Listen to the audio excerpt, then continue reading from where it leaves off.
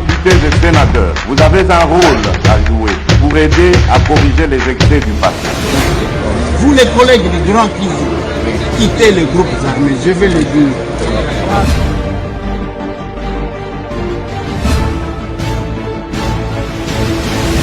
Allez, bienvenue mesdames et messieurs, bonjour, bonsoir, ça dépend s'il est quelle heure chez vous. Biso tozaka na Kinshasa, la capitale de mon pays. Bisika bananga ba Kagame bazo rêver. Vous verrez les canards. Vous n'y entrerez pas. Masolona de Pité, je vais vous donner la situation aujourd'hui à Goma. La situation à Uvira. Oui, je vais parler de ça. La situation à Kalemi. Oui. Masolona de Pité, Rwanda à Suki. Biloko a Mouyibi, Baboïko Somba, ba partenaire, ba Kimiye. Dans ce numéro de l'émission Masolona de Pité, entre-temps, entrée à bas réfugiés, entre guillemets congolais, sur les sols congolais en provenance du Rwanda. Masolona de Pité. Un cousin Adiem Sekabaré ben nommé comme administrateur de territoire Namasisi. Quelles sont les raisons réelles de cette nomination? Masolona de Pité, je vais parler de la réunion technique des experts de l'EAC NASADEC, chef d'état-major Bakenda Chikuna, le déploiement et à force hybride en RDC. Masolona de Pité. Masolona de Pité, je dis que je vais parler de Goma. On peut sabino biloko siko, biloko port, biloko baklas, et vous allez comprendre les libérateurs. Elle s'appelle Élysée, violée, mutilée, Misuba Longoli, Wapi, et pas libérateur. Pourquoi ils les font? Vendredi, marche na Lausanne, samedi, marche na Zurich, tozakuna na Suisse, ba Congolais, Tolembisa Mabokote. Bravo à vous tous. On va continuer. On va foncer. On va aller plus loin parce que le pays nous appartient. Et on a le binabino. Botika o ndekweliezer to ki boteke langa stress. Stress nazo somba. Traumatisme nazo somba. Nini misusu. Tension nazo somba. J'achète tout. Mabe na yo ezande ke ozo kende kolanda batu na ba poubelle. Munoko ya ba kano ya ba Rwandais solo ko bima jamais. Bango bazalaka bato a lokuta mikolo nyonso. So ki bomoni ba information est belé sur les réseaux sociaux. C'est ça que je vous ai dit.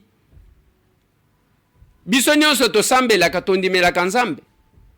Mais l'expérience biblique, quand la majorité des prophètes parlent la même chose, retenez que Dieu n'est pas là.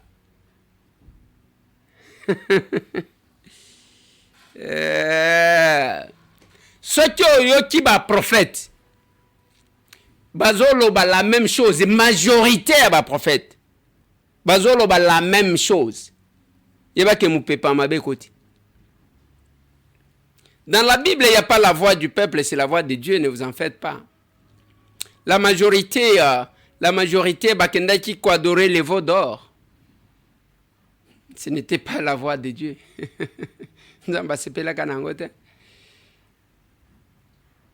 Les prophètes de Baal, Bazaki belé. Parce que Batoupé, Bazoé Bissabiso. Admettons que nous n'avons qu'un seul serviteur. Yamala Munamboka Oyo. Bisonyon Sobato Massoum. Grâce à une personne, le Congo devrait être sauvé. Mais à Tozana, ba église côte à côte, ba prophétie comme kaka, tozo mona kao, to mboka zozi katomoni boy. L'unique kabundi wale satan wa moni vision na ye akoti mabondeli. Ya bino kaka ko matisa kabiso mafuta. N'attention. C'est quoi ça qui s'est engoué ko quitter. Bogota la biso bien bogota. Même Bible wane lobby, le plan que j'ai pour vous, c'est un plan de bonheur et non de malheur. Nous nous accrochons à ça. Biso tem tutolob. Bino bokanisi nini? Biso to ponanza mbatinda biso ba congolais. Tala mikolo bomoni lelo na che veste bien. Nazo tambola quand quelqu'un m'appelle. Honorable bonjour, j'ai dit il faut ajouter citoyen congolais. Ndenge bozaki koga na ba Bible les citoyens romains to koma na ba niveau 1. mboka oyo batu binoka koloba mabende bomonaka oh mboka wane ko bonga te eza poubelle batu bazo sala boy mais ko poubelle wana nde ba Rwandais bazo kufela naza congolais naza bazo ya awo et pas na bango paradis ezali bazo vanda te anyanya wanyanya choise kalumu et bino ba congolais bozo yeba te nzamba atiela bino nini na maboko naza congolais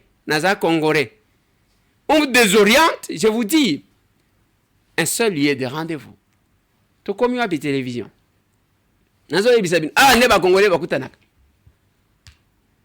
bisika batu bozaki komona o batu soki nini bakoma batu alokuta na loba na bino soki o s'abona même na YouTube et pas na bango na biloko na bango soki TikTok et soki Facebook kende se désabonner tikela ba Rwandais balandaka bango bomona ba commentaire ya ba Rwandais tellement qu'ils ne sont pas forts bakosa la vidéo bakosa la ngona munokoni bango balekaka na banzela ya ba wayambaro bamsusu bazala poto bamsusu bazalia asiko bakati bango aide financière nyonso mbongo nyonso. Vous savez que le Rwanda ne vit que na mbongo ya muyibi na mbongo ya kokabela bateki génocide pour que bazwa mbongo soki balongo kuna bakeko kufela rubaya. Voilà pourquoi bacha administrateur moko wana les cousins ya James Kabarebe bache na Masisi. Ce monsieur là on l'a envoyé tangu ba récupérer rubaya. Et rubaya nde oyo ezalaki que le patron c'était notre collègue Mwanga Chuchu. Tangu ba récupérer rubaya Kagama kufela ka rubaya yango na komaji ko roba so inakutana mokozi ya mboka na bisa yeto tekela onka Trump to tekela tangu ba récupérer batindie abandi ko kengela rubaya pona que basala ba erreur kuna te parce que nde loko bazo kufela nde ba administrateur qui est le cousin de James Kabarebe. Maintenant qu'est-ce qui se fait? Minerango bakobimisa batu bakosomba ngote c'est que soit bakolekela na banzela mususu place bazaki na mbongo akose bazo senga mbongo ono ya génocide oyo esilaka te tala soki boyebi te ba parrain ya ba Rwandais c'était la Grande-Bretagne lelo bakati yango Kagame azolela soki bozoyoka te bolanda ata soki bolandinga te bokoyoka ba médias internationaux balobi Kagame pleura. Le Rwanda a qualifié mardi de regrettables les mesures de sanctions annoncées par le Royaume-Uni. Les autorités britanniques ont annoncé mardi qu'elles sanctionnaient le Rwanda pour son soutien présumé aux rebelles du M23 qui contrôlent maintenant 2 grandes villes de l'est du Congo. Le gouvernement rwandais, qui ne nie ni confirme son soutien aux rebelles sur le territoire congolais, a déclaré qu'il était déraisonnable d'attendre du Rwanda qu'il compromette sa sécurité nationale et la sécurité des Rwandais. Le Bureau des Affaires étrangères du Commonwealth et du développement du Royaume-Uni a présenté plusieurs mesures punitives pour le rôle joué par le Rwanda dans ce conflit, notamment la suspension de l'aide financière directe qui n'inclut pas le soutien aux Rwandais les plus pauvres, l'arrêt de la participation de hauts responsables à des événements organisés par le gouvernement rwandais, ainsi que la suspension de la coopération en matière de défense. Le ministère rwandais des Affaires étrangères a déclaré que ces mesures n'aident en rien la République démocratique du Congo et ne contribuent pas non plus à trouver une solution politique durable au conflit dans l'est du pays.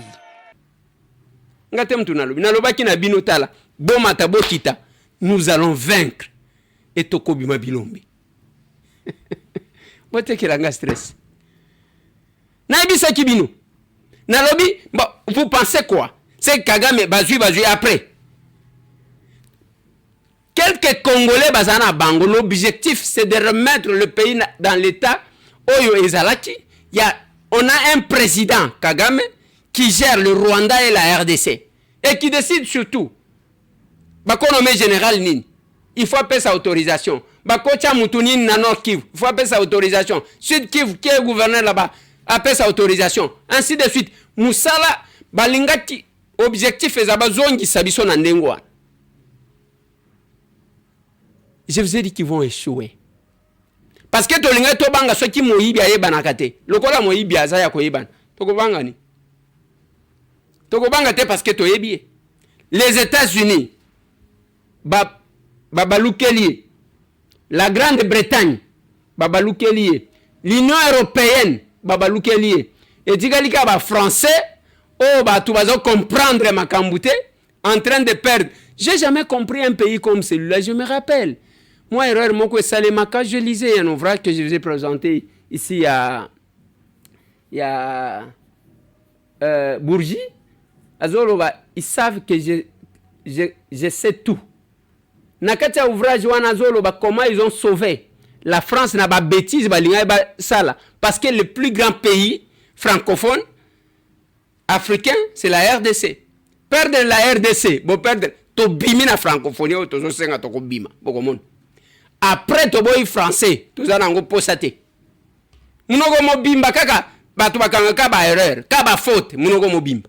Et puis ça nous apporte quoi? Je vous ai parlé d'un auteur qui s'appelle Jean Emery qui a dit que pourquoi parlerai-je, comment parlerai-je la langue où est né le crime. Nakoloba mo poani. Toko tika la wane apôtre Gilles Bumba lobaki toko banda koloba lingala phony. Luba phony, Swahili phony, Bemba phony. On est riche en langue. Tout le monde a dit pourquoi la Chine s'est développée avec sa langue. Les Suédois parlent les Suédois.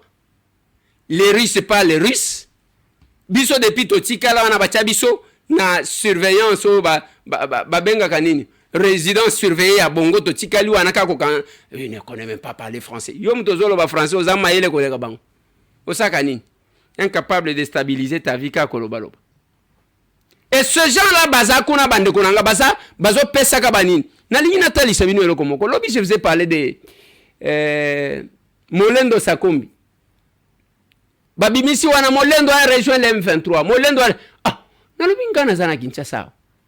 Comment ngana côté le manga na lobi Molendo asalia na kamati chombo na ngai na bimisi téléphone na bengie. Excellence colonel Boni. Alobinde konanga ngai na kokende kuna ko sala makamuni tangu na kei na moni je crois que la régie va revenir sur ces images là parce que za image alobi na kenda ki pona ko talisa bino comment les réseaux sociaux biloko belé za kaya lokuta mais vous n'êtes pas konanga tu me vois juste à Kinshasa. Oui, c'est ma collaboratrice. Ah, bonjour madame, je vous en prie. Merci. Je suis à Kinshasa. Bon, tout ce que les gens écrivent, mais j'ai une explication à vous donner sur tout ça. Et c'est même déplorable. Ok, ça va? Au plaisir. Hein? Merci. Okay. Alobi moi mouké. Après Alobi Nanga, je vais te parler hors caméra. Qu'est-ce que j'ai découvert? Et ça va wayambar ceux qui se disent journalistes, ceux qui disent mutomoko akeko senga yembongo. Pesanga mbongo, sinon na kwatake yo pesanga mbongo. Na suka nango, wana lobingana na mbongo akopesa yote, okwatake nga ponani. Atindi même batu bakende kotala ye. Pesanga mbongo sinon na aprenda beti eloko wana. Tala niveau. Mais quand vous entrez, vous partagez. Ojo partagez. Boyebi même pas que la loi sur le numérique. Ko partager eloko amabe, eza coupable.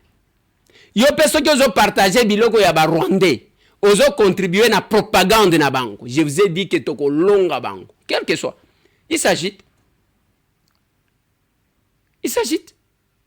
Maintenant bazo s'agiter. Bakomi ko tambola nde na lokuta. Autre chose.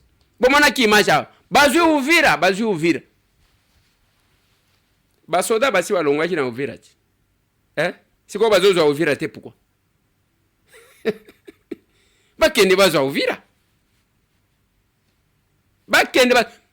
Bande konangai Uvira eza poleli. Bakende bazo ya. Il s'agite parce que yebi sort na bango. Ils ne vont pas avancer. Bako gende musika te tous ces gens là qui ont fait allégeance. Boko yoka soni parce que l'unique chose est anine. Awa. Et le ko sale maboyo ki makambo ya déploiement ya Ford hybride bien sûr que batu bazo ba force wana bakoza na plan moko. Bande konanga bozela. C'est pas la première fois que tozo zela na nzela wana. Balobi dans tout au plus 120 jours cette force là va descendre. Et bango ba Rwandais connaissant ba sort na bango parce que bazaka na mbongo bazaka ne lokote. Marchandise batekaka génocide. Visite Rwanda génocide. Bazaka ne lokote miyibi na miyibi. Ba vivaka na mbongo muyibi. Ya mboka na biso. Ba vivaka na mbongo bisenga senga na génocide bango moko ba boma bandeko na bango pour que baya kosala. Quelle est la décision qu'on a prise? C'est-à-dire bako se retirer quel que soit on a ben naibisa kibino la congolisation de la rébellion rwandaise. Yango moni bazwaki quelques policiers bazo kendaka na Goma lelo basali bisala sala même na école ban bakomi ko kidnapper ban bakanjo balati choteni pour que tangu ba enquêteur bazo ya bamona bilonja ba congolais.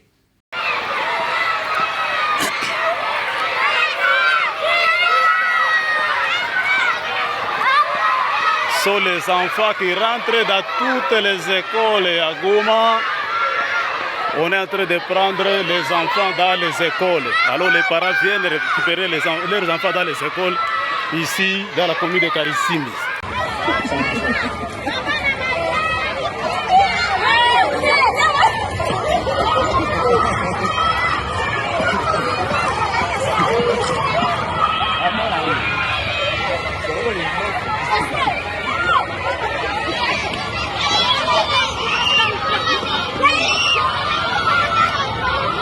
L'air est grave. Akatindo de l'air est grave. Vajene wanafunzi viko na wabeba.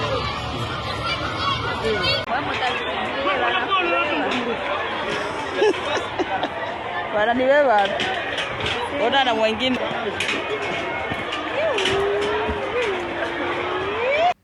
Bamona bilonja ba congolais ezo simbate. C'est ainsi que je vous ai dit. Dans ces conditions, même tant que tata cardinal à Lobaki, iyo. Mais il faut savoir que dans ces conditions, la balkanisation ne peut pas avoir lieu. Vous vous trompez. Lumumba parla de la balkanisation pendant qu'il y avait les sécessions. Un leader katangé, Moïse Tshombe, bande konaye bazon dimela yeke, biso tokolongwa na biso na Congo, na un leader sud kasayen, Kalonji Mulopwe, azana bande konaye mususu pe bango bazolo babiso pe tokolongwa na Congo. C'est là que la balkanisation que Lumumba parlait devrait avoir lieu. Banor Kivusien, à part quelques leaders ba escroc ya lokoso bakanisa jike bakoyeba bango te, oyo bakoyi na pula mabe.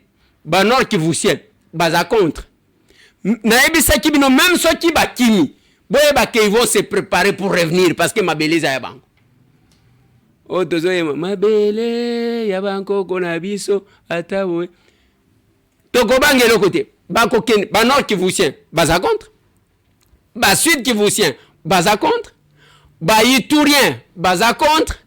Ba oh tolo ba même pas ba matuya taganika bo linga kibo bo bakis.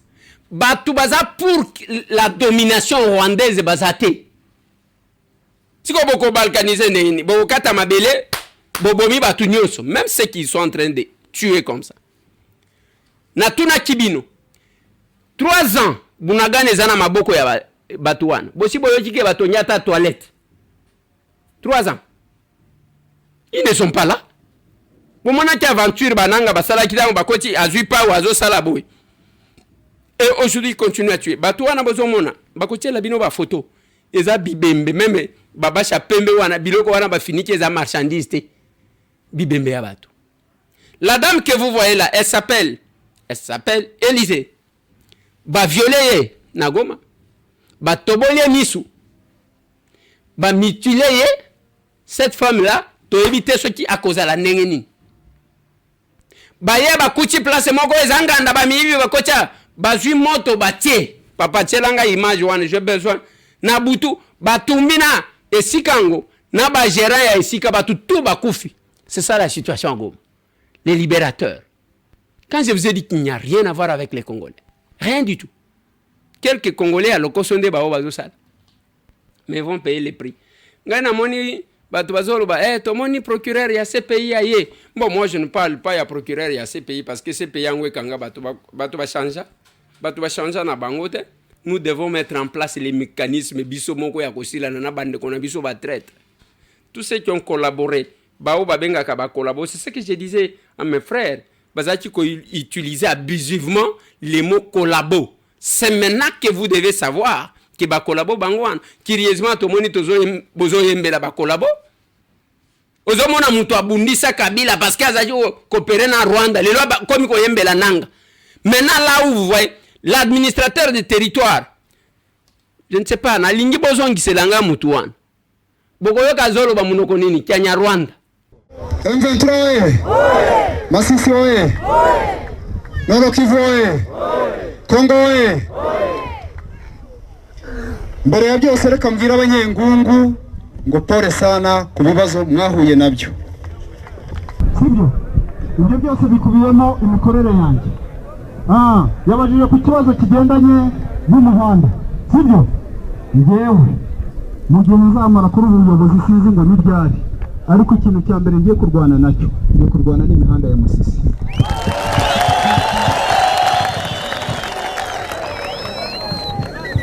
Kigendanye na security rero bano bahungu bari hano hirya.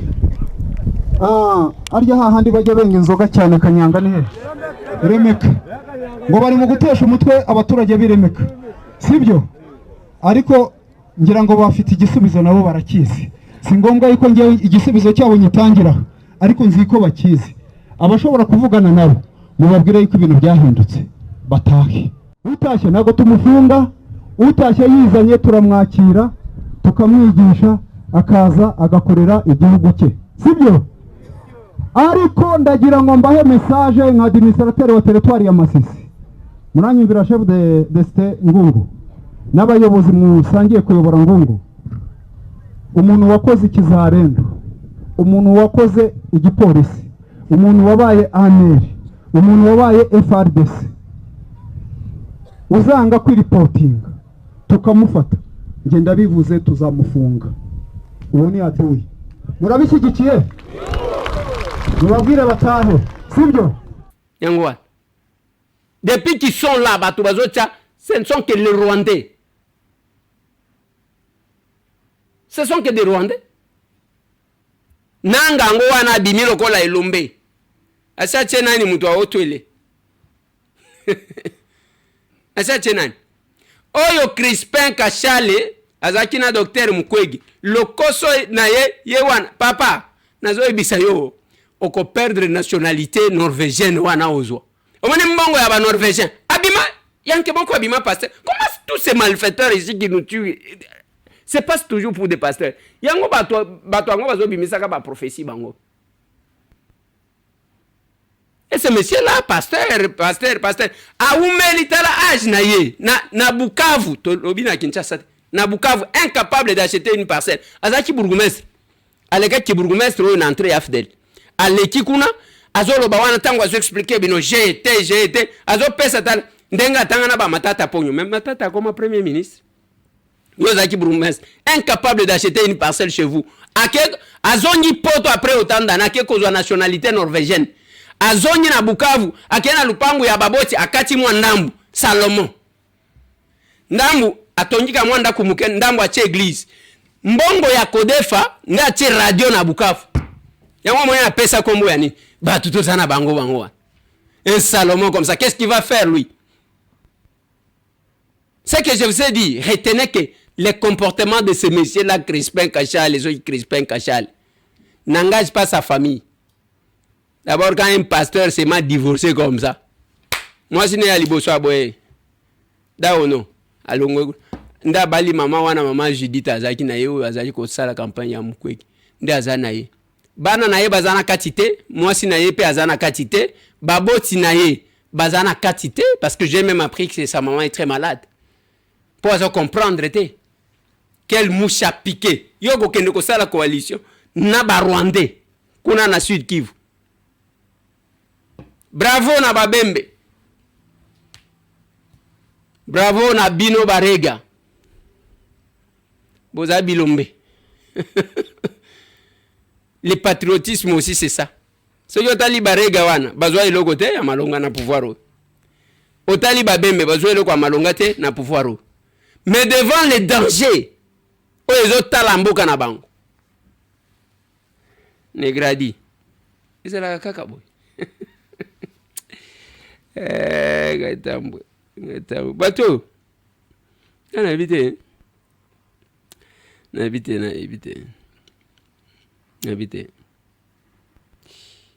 Parce que tout ce que j'ai dit, tout ce que j'ai prédit, Yangwan, Bawayambar tu awa nyonso bato bakobaki okobetela nanga mambo okobetele et puis nanga place azali botala te ndenge azobima wana koseka ya moto akwei na velo ozalaki ya papa président d'une institution d'appui à la démocratie osombi bandako na yo awa otie même bato na gouvernement obimiseli biso badepute na yo ya yo moko obaluki bake koutilize yo.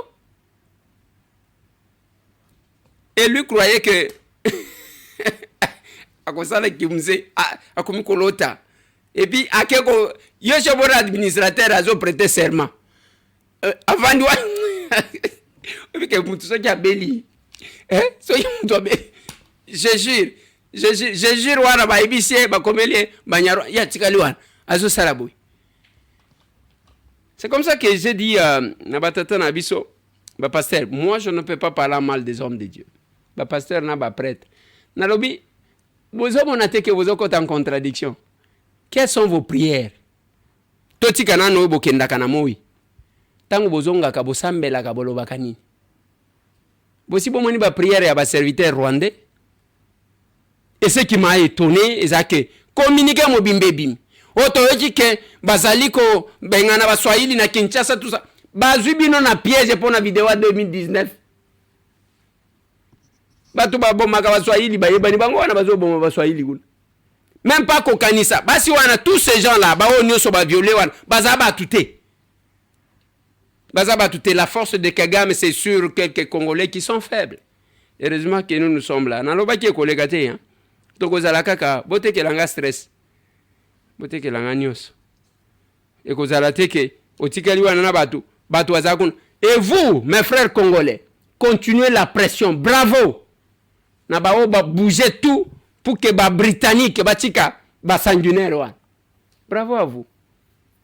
Bravo na bao bazo continuer les sous-marché monsieur ko salema na Lausanne le 28 c'est vendredi. Ba fichi yangwa. Le samedi marche msusu na Zurich. Affiche yangwa. Donc ba marche pression kaka. Le capable bino samedi boyega na kabinda 102. Toyewana de 9h à midi. Boyewana surtout que ba adhésion populaire ko salema. Tselanga ba fiche mi bali wana ya ba bana bandali ndenge bakoya. Ba adhésion populaire e kozala. Bande konangai. La bonne adresse pour la bonne politique. Oh, il y a le Kosoté. Et c'est une action commune pour la République. Qu'est-ce que les gens ne m'ont pas dit?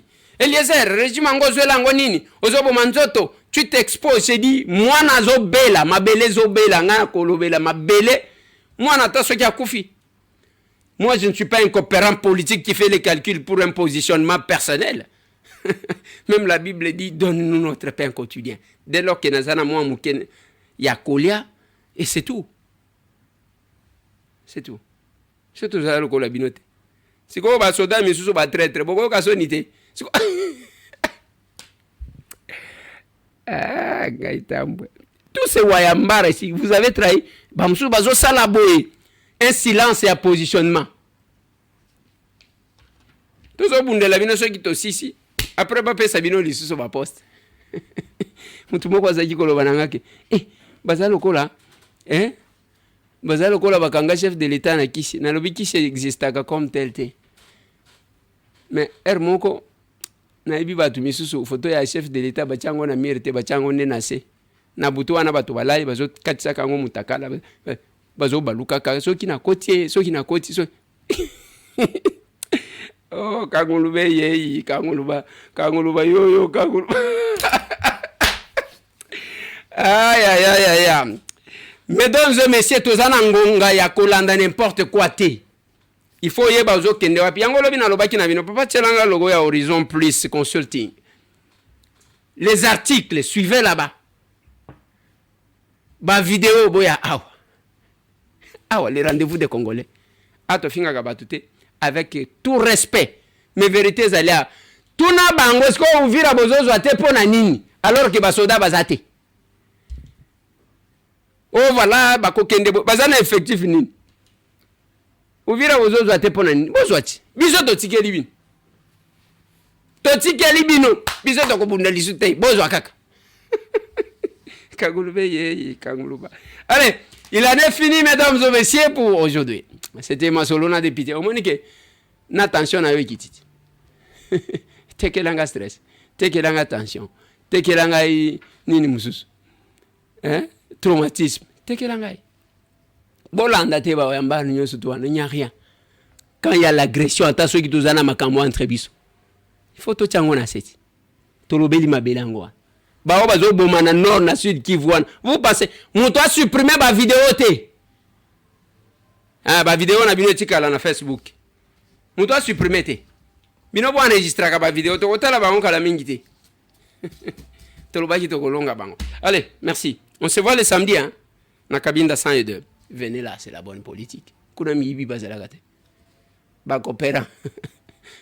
Bako kakala bakote. On est fini.